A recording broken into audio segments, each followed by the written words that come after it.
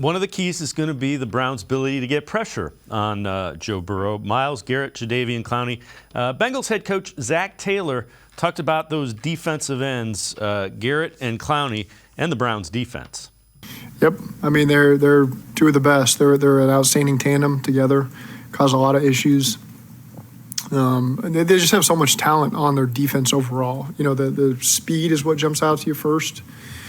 You look at all those guys in the secondary, starting with them. Got a lot of respect for John Johnson and Delpit, two really good safeties.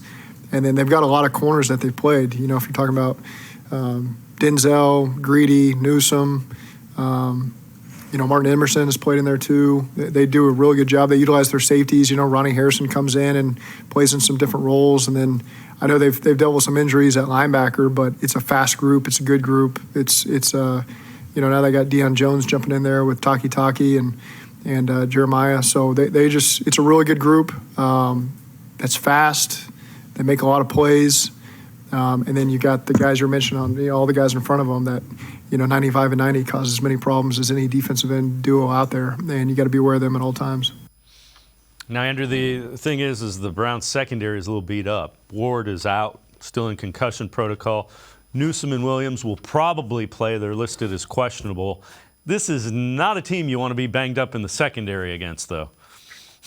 No, absolutely not. And, kind of like you were talking about, it really is going to be on those guys up front to get pressure after Joe Burrow. But I think what the Bengals are going to do, they've run a lot of RPOs here in these last couple of weeks. And, what that does is it slows up pass rushers. It kind of puts linebackers on their heels for just a split second when you've got the receivers that they do, even absent Jamar Chase. I mean, just those quick hitting plays, that really has kind of been, one of the key factors here for the Bengals over these last few weeks. So, I think that you just got to get the ball out quick.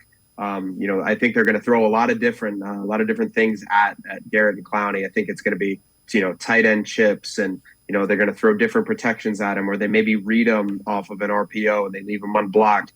This is not, a team that you can go into and say, well, we're just going to have one-on-one. Jonah Williams will handle it, and then La'el Collins will handle it. No, this is a situation where you've got to have a bunch of different tricks up your sleeve, because if you do that, you mentioned that secondary is so banged up. I mean, if Joe Burrow has time, this is going to be a really, really long night for the Browns, I think.